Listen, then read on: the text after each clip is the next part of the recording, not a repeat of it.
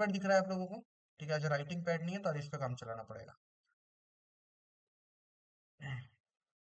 चलिए, तो अपन क्या करते हैं, देखिए लिनक्स का खुद का अपना फाइल सिस्टम होता है। फाइल सिस्टम मतलब क्या होता है कि जो आपकी जो भी फाइल्स होती है, डायरेक्टरीज होती है, उसकी जो हायरार्की होती है, उसको हम बोलते हैं फाइल सिस्टम, कि किस तरीके से आपका जो डिस्क का अरेंजमेंट होगा वो किस तरीके से होगा।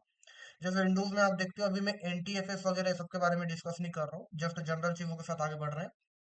जैसे विंडोज के अंदर एक जो ओरिजिनेटिंग लोकेशन होगी, जैसे कि दिस पीसी पे क्लिक करोगे तो क्या आएगी, ड्राइव मिलेगी आपको। सी ड्राइव मिलेगी, डी ड्राइव मिलेगी, जितनी ड्राइव आप आगे बनाओगे उतनी ड्राइव आपको देखने को मिलेगी। ठीक है। बाकी ड्राइव्स तो ऐसे ही जनरली होती है, उसके अंदर कुछ भी रख लो आप, आपके ऊपर है। लेकिन जो सी ड्राइव होती है वो डेडिकेटेड होती है, जहां पर आपकी विंडोज इंस्टॉल होती है। ठीक है। तो विंडोज होंगे, आपके जो भी ड्राइवर्स होंगे वो सभी आपको सी ड्राइव में देखने को मिलेंगे। ठीक है। इसका हम कोई बेसिक सा स्ट्रक्चर तो हम अभी तक देखते आए हैं। लिनक्स का जो फाइल सिस्टम होता है, ठीक है, लिनक्स का जो फाइल सिस्टम होता है, यहीं पे लिखते हुए चलता हूँ मैं, ये थोड़ा सा अलग होता है। ठीक है, काफी अलग होता है, थोड़ा सा भी नहीं, काफी अलग होता है। ठीक है।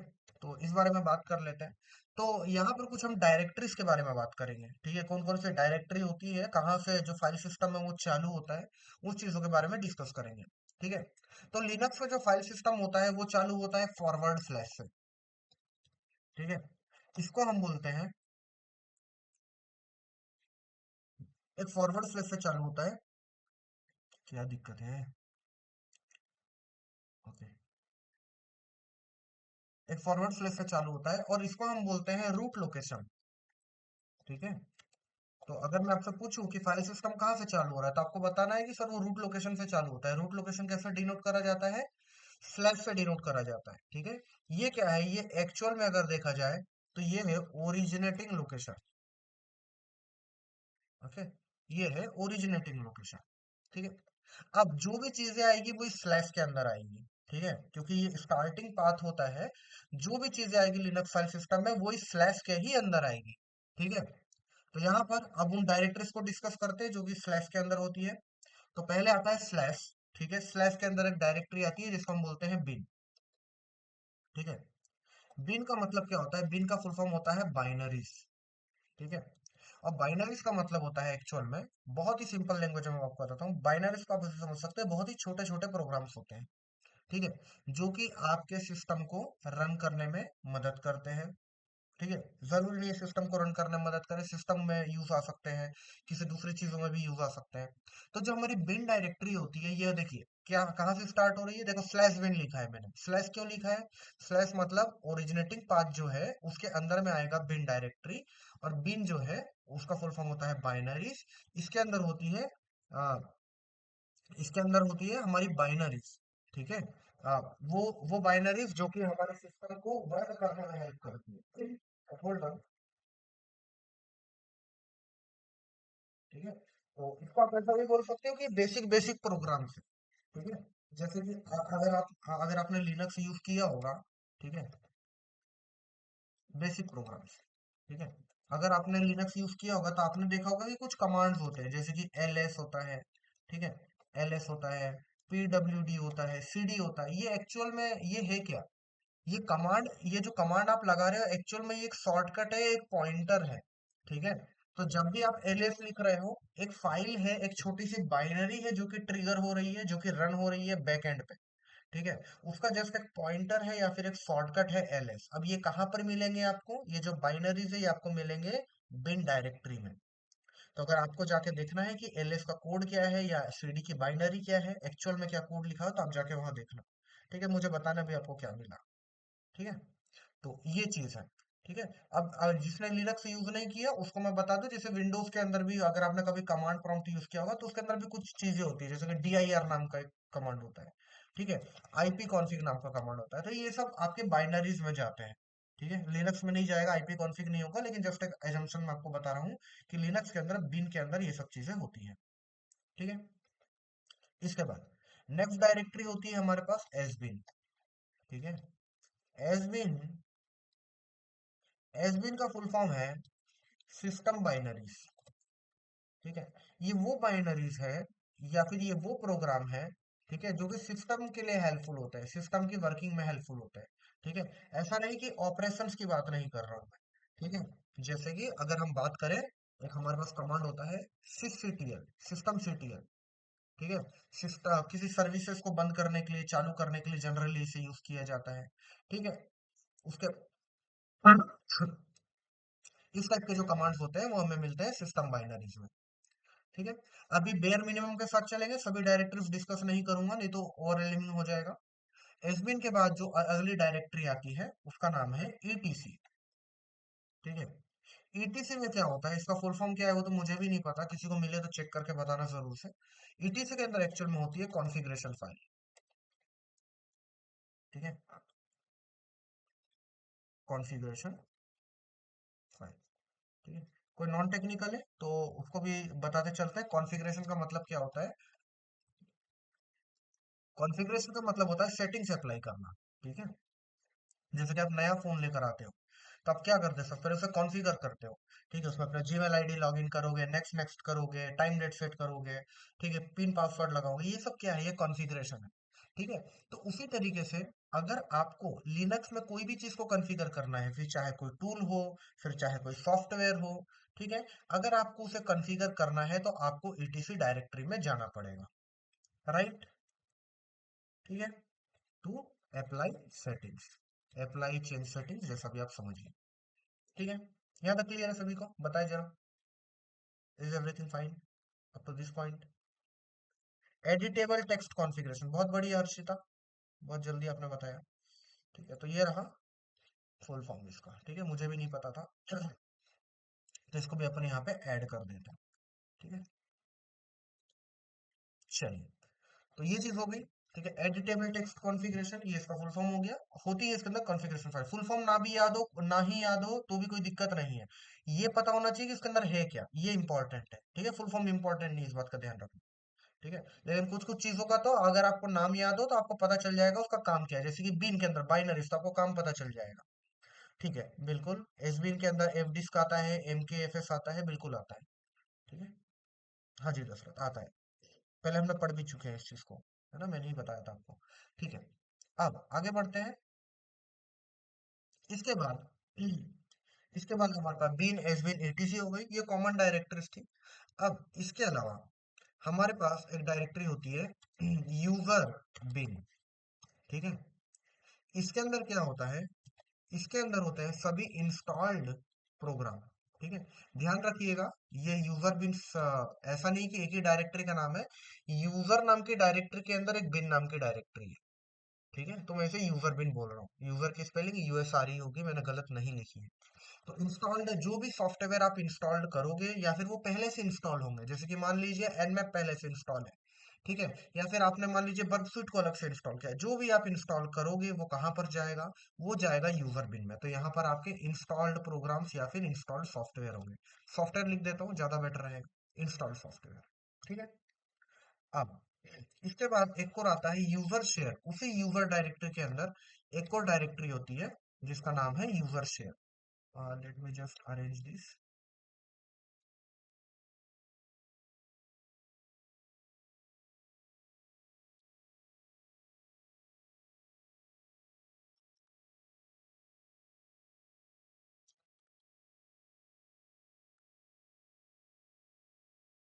ओके।